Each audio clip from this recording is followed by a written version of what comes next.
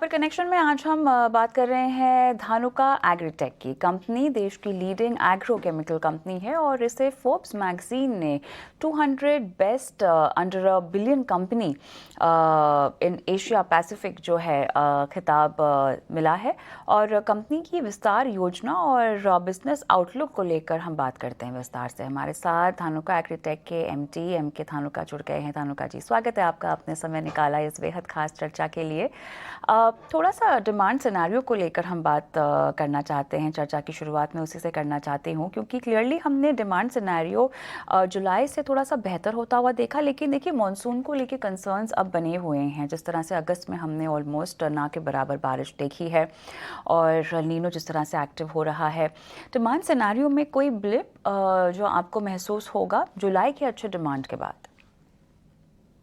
आपका कहना बिल्कुल ठीक है। जुलाई के अंदर में काफी अच्छी बारिश हुई और उसके कारण से डिमांड जो है काफी तेजी से बढ़ी।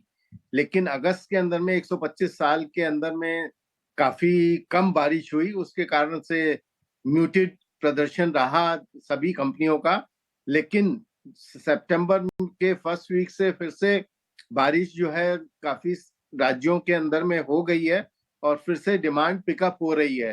तो मैं समझता हूं कि कोई बहुत ज्यादा इम्पैक्ट नहीं आएगा। डेफिनेटली बारिश कम होती है तो कुछ इम्पैक्ट तो आता है, लेकिन जो हायर डबल डिजिट ग्रोथ की हम लोग बातचीत कर रहे थे उसकी जगह लोअर डबल डिजिट ग्रोथ जो है वो पॉसिबल होगा अब, जो ऐसा दिखाई देता है। धानुका जी, जो नए लॉन्चेस हुए हैं उसके बारे में बात करते हैं।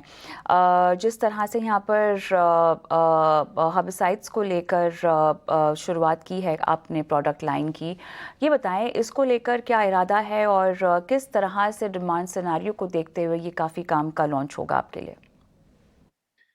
देखिए, भारत में भी हर्बिसाइड्स का जो प्रचलन है वो काफी बढ़ता जा रहा है, क्योंकि लेबर की अवेलेबिलिटी जो है वो एक क्वेश्चन मार्क हो गई है और लेबर की कॉस्ट भी काफी ज्यादा हो गई है।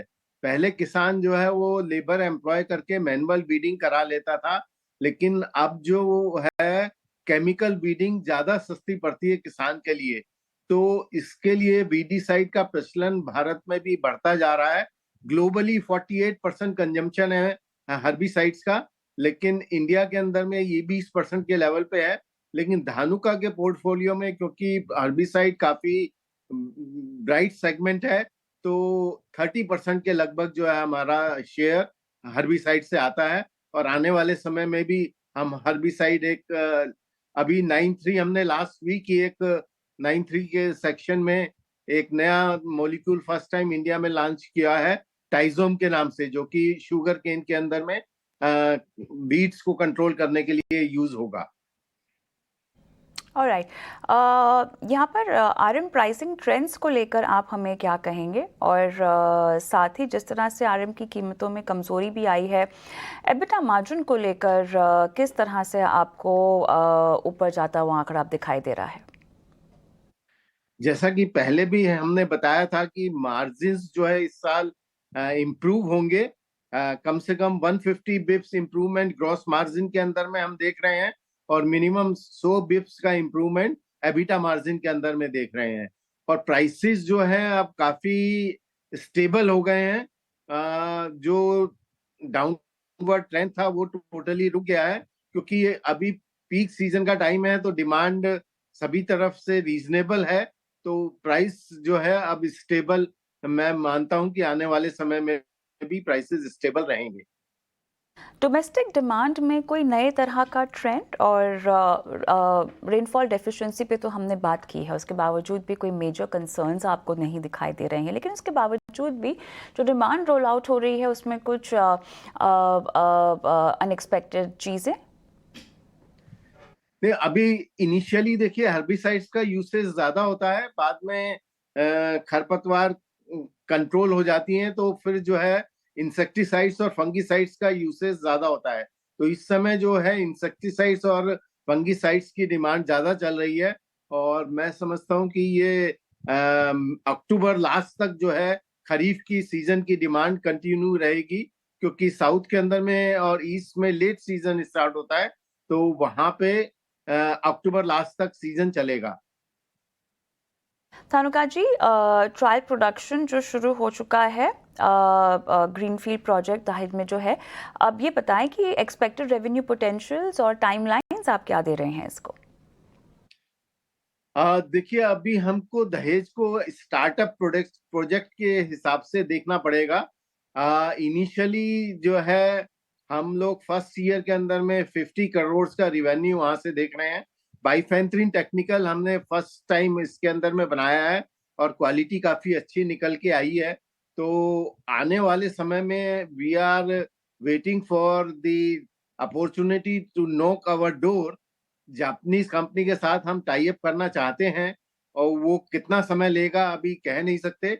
जब जापानीज कंपनी के साथ टाई अप हो जाएगा और नया प्लांट लग जाएगा, तब इस प्लांट से रियल जो है वो ग्रोथ रिवेन्यू के अंदर में और प्रॉफिटेबिलिटी के अंदर में आएगी। कोई और स्टार्टअप्स में आपका की मंशा या आपका इरादा?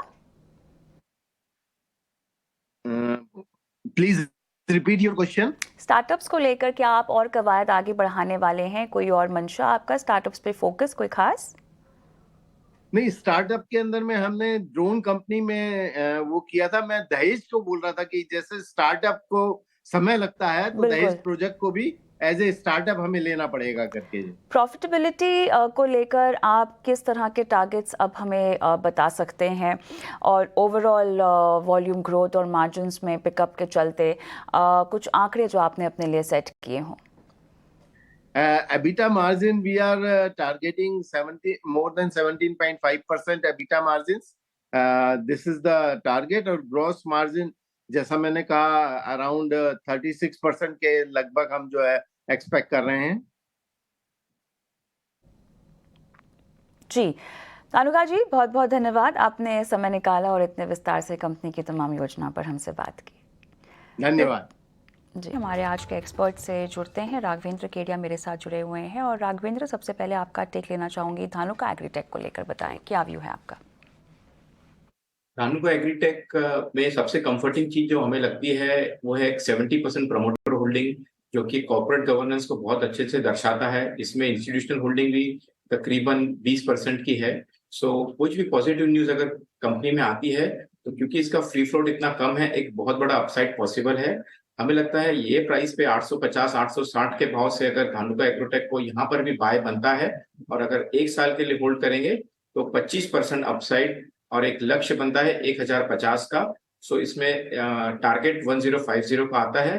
कंपनी काफी फॉरवर्ड लुकिंग है। अभी इन्होंने शुगर केन स्पेस में एक हर्बिसाइड टिजॉम भी लॉन्च किया है, एक न्यू प्रोडक्ट लॉन्च है। गुजरात में इनका बहुत बड़ा प्लांट आ रहा है जो कि आगे के 1 से 2 साल में फंक्शनल हो जाएगा, फुल्ली फंक्शनल हो जाएगा और रेवेन्यू में भी दिखेगा। और overall India is going into an election year, तो काफी गवर्नमेंट का भी पॉपुलिस्ट मेजर्स रहेंगे, प्रो एग्रो स्पेसिफिक पॉलिसीज आएगी, सब्सिडीज आएगी, तो इससे धानुका एग्रोटेक को काफी बूस्ट मिलेगा। तो ये स्टॉक यहाँ पर बाय कर सकते हैं 1050 के टारगेट के लिए 1 साल की अवधि के लिए।